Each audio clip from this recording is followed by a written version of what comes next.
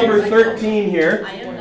Okay, so on number 13, what we know is that the speed, guys listen up please, the speed of the airplane is 115 meters per second. Okay, and it can complete a horizontal turn, that's a full circle, okay, in 1.2 or 120 seconds. So that's the period, if that's the time for one complete turn.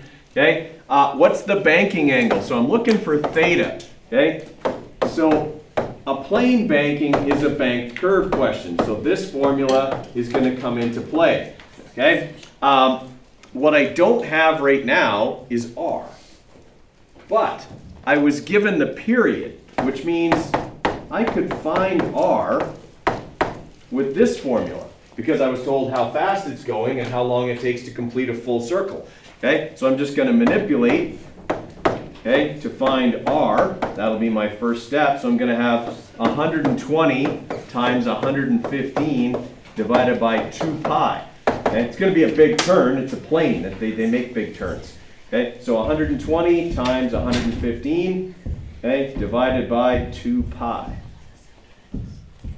All right, so now I've got the radius of the turn, okay, 2.196 times 10 to the 3. All right, so now that I've got that, now I can use this formula to find the angle of bank. So theta will equal tan to the minus 1 of v squared over r times g. Okay, so that's tan to the minus 1 of 115 squared divided by the 2,196 with all the decimals times 9.81.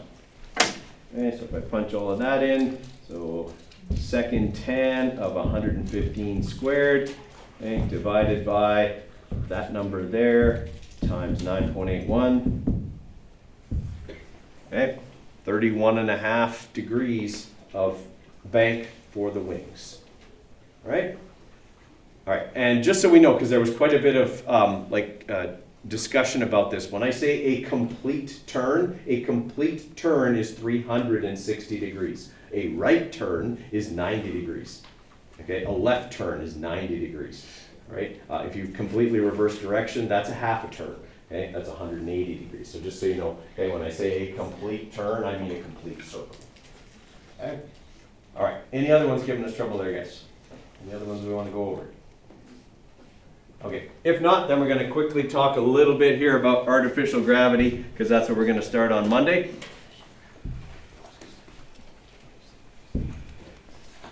Okay, you guys are lucky. You kind of live in the golden age of realistic science fiction, as well as like really advanced like space travel technologies. Okay, back when I was your age, anytime someone mentioned artificial gravity, it was something that was magic.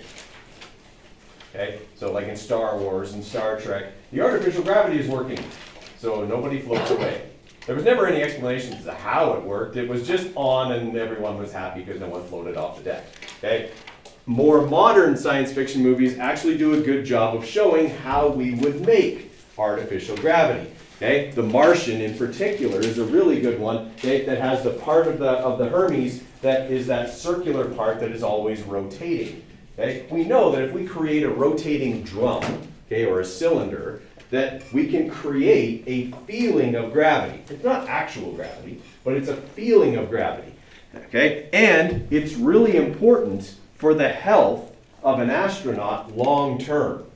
Zero gravity is really, really bad for you. Okay? It's probably fun, at least initially, okay? But it's actually really bad for you long term. Your body did not evolve in an environment where there was no gravity. Thus, it actually requires gravity to function properly. Okay? One of the big things is balance. Okay? What part of your body helps you with your balance? Your ears. Yeah, okay? The middle ear, okay, is where a lot of your balance organs are. But they rely on gravity to tell you how your body is oriented. Okay? If I lean over to the side like this, my body naturally contracts muscles on the other side in order to help me keep my balance, because my ears, okay, tell my brain, hey, we're leaning. You better do something or we're going to fall over. Okay, or if I'm hanging upside down, my body's gonna go, I don't like this, we're upside down. It's not how we're supposed to be, fix it, okay? Like, and all of that comes from the middle ear, okay? You've got these little organs in the cochlea, okay, of the middle ear, okay? We call them hair cells. They're not actually hair, but they kind of look like it, okay? And what happens is when you lean, the hair cells will bend with gravity, okay? They're attached to nerves, and those nerves signal the brain to say, here's how we're oriented now, keep our balance. What do you suppose happens to those when you go into zero gravity? They freak out, man. They just start sending signals like crazy because if you move your head, they move. Okay? There's no gravity to keep them in one position. Okay? So if you turn and look that way, your whole body will go that way. Okay? Because gravity is required for the parts of your middle ear that normally control balance to control balance. Okay? It's actually a really big deal because your body, your brain in particular, ignores, like, let's say, misleading signals. Okay? If you got, like, in my neighborhood, we got this one guy with a car alarm that goes off all the time. Okay? Does anyone ever worry about it anymore? Like, does anyone ever think that his car is actually getting broken into? No, the 10th thing goes off all the time. It's never someone breaking into his car. His car alarm that doesn't work. It's always beep, beep, beep. Like, ugh. I just want to go out there and disconnect the battery. Okay? But everyone ignores it because it's always going off. Well, when you go into zero gravity, the organs in your ears that are supposed to tell you about balance are like that car alarm. They're constantly screaming at the brain. We're falling, we're leaning, we're upside down, we're right side up. We're leaning, we're falling, and it's just, the brain's just like, shut up. I can't deal with you anymore. Okay? And it just stops listening. Right? And what it does instead is it shifts to the eyes. And it now relies on the eyes to tell it which way is right side up and upside down. Now, in zero gravity, there really isn't a right side up or an upside down. Okay? If you ever look inside the International Space Station, they got stuff on the floor, on the ceiling, on the walls. Okay? You could be oriented anyway and it'll work. Okay? So there's not really an up or a down. So your body adapts. Here's the problem. When you come back to a gravity environment, you can't trust your eyes for balance anymore. But your brain has gotten used to it. Okay? If you ever watch when astronauts return to Earth, they're always escorted by people. Okay? There's always like one person on each arm, and they're walking them along. Right? Because what can happen is, because they've become reliant on their eyes for balance, if they're walking by themselves and someone calls their name and it's behind them, they'll turn like this and fall over. Okay? Because as soon as they turn, the brain goes, we're falling, and down they go. Okay? They're not really falling, but the brain will contract a bunch of muscles to correct for what it thinks is happening, and they'll fall down. Okay? This would be really bad if you're like the first, you're the person who's going to be the Neil Armstrong of Mars. Okay? So you're the first manned mission to Mars. Okay? You've been in zero gravity all the way there for like 8 months. Okay? You get there, you've got your spacesuit on, you're standing at the top of the ladder, okay? You've got your awesome thing that you're gonna say planned out in your head, okay? And then you turn and look down the ladder and you fall down the ladder and leave the first faceplate print on Mars. And then also probably die because you probably break your faceplate and explosively decompress, okay? It would be, well, embarrassing and sad, okay? But it's all because as soon as you look down, your brain goes, oh, eyes are telling us that's up. Lean, and down you go. Okay? Because it's trusting the eyes instead of the ears. Okay? So it's a big deal. For the first few days in zero gravity, astronauts are often very nauseous. Okay? Because their ears are their balance organ, and it's just crazy. Okay? So they actually feel quite sick to their stomach for the first few days. Then their brain stops listening to the ear and starts going with the eyes. Okay? Other things that can happen. Your body is very good at recycling things. Okay? If you're not using stuff, it will recycle it. If you're not exposed to gravity, do your muscles and bones start to atrophy? They will. Because it takes no effort to do anything in zero gravity. Okay? Simply to breathe on Earth requires our muscles to lift up our rib cage against the pull of gravity, okay, in order just to ventilate our lungs. Well, when your rib cage doesn't weigh anything, those muscles will start to atrophy. Okay? They'll get weak because they don't have to work very hard.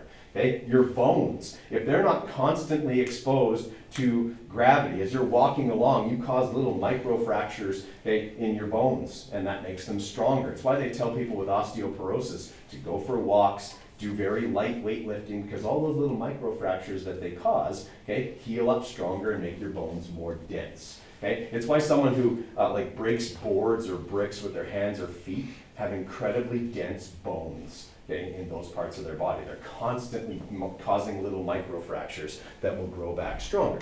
Okay? If your bones are not constantly getting all these little microfractures, your body will recycle them. What's a main element in your bones? Calcium. If you get a lot of calcium in your blood, your kidneys have to filter it out. What can possibly happen if you get a lot of calcium in your kidney? A kidney stone.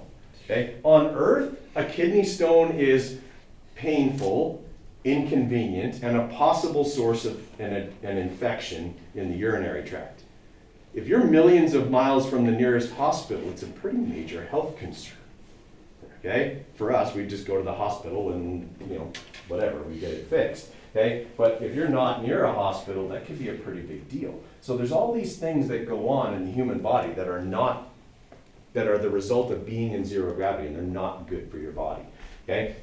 Chris Hadfield, okay, the Canadian astronaut, he did a bunch of studies on the shape of the eye in zero gravity long term. And what he found is if you're in zero gravity for a really long time, you could go blind.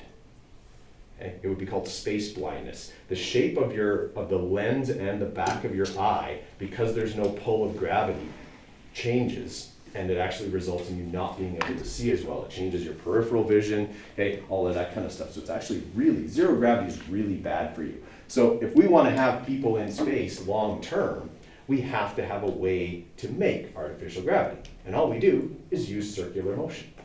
If we can have one part of the ship that rotates, we can make artificial gravity. Okay, so these are just some of the issues with being in space long term. Loss of blood plasma, okay, weight-bearing bones deteriorate, touch and pressure sensors, okay, register no downward force, so actually the nerves in your feet and hands can go a bit numb, okay, kidney stones can happen. Obviously if you're in space, there's a higher radiation dosage for you because you're not behind the Earth's magnetic field, okay. Also fluid redistribution. I don't know if I'll show you some videos on Monday of Chris Hadfield, but when astronauts are in space, they often sound congested, okay, because on Earth, the fluid that would be in their sinuses just drains, right? Gravity pulls it away and you don't worry about it, okay?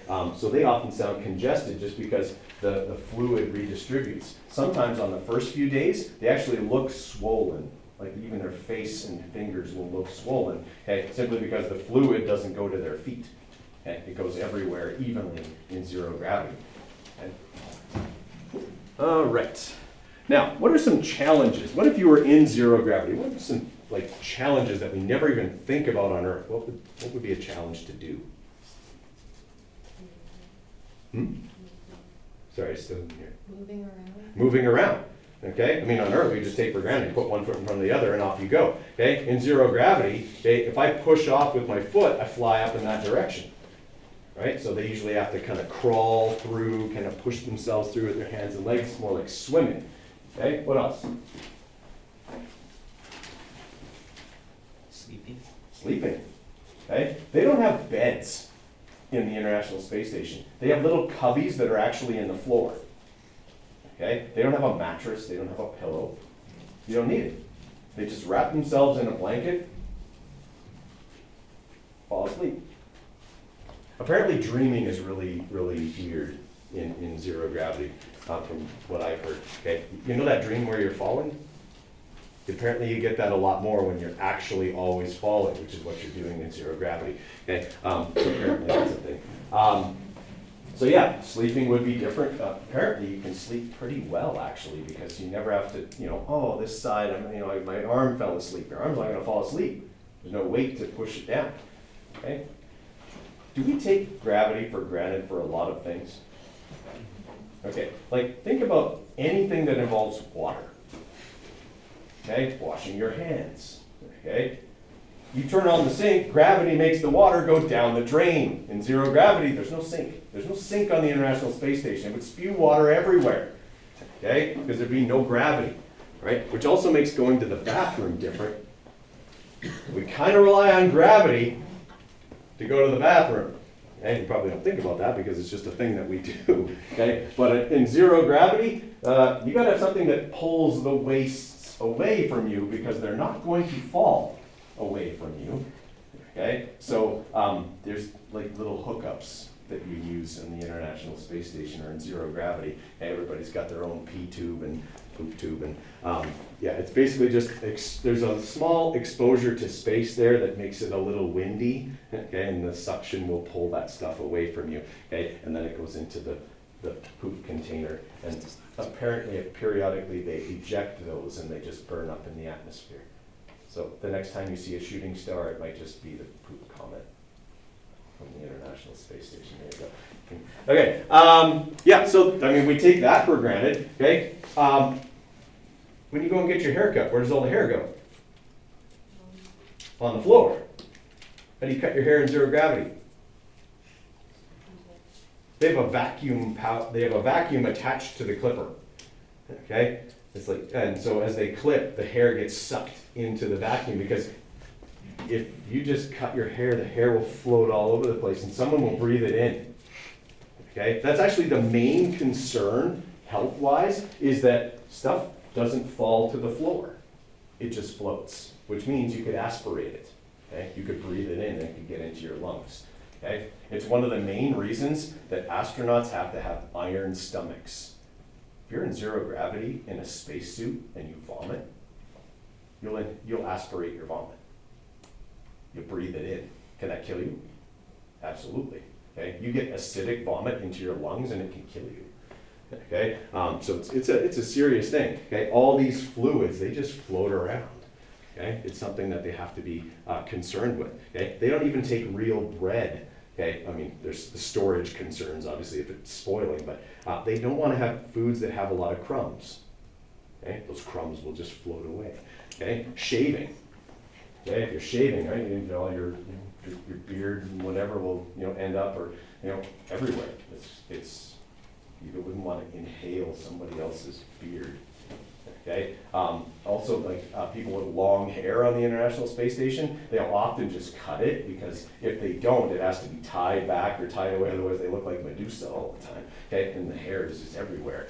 All right, because there's no gravity to just hold it down for you. Okay, we really take gravity for granted a lot, and there's a lot of challenges associated with being in zero gravity that they have to solve. Okay, big one is exercise. Okay.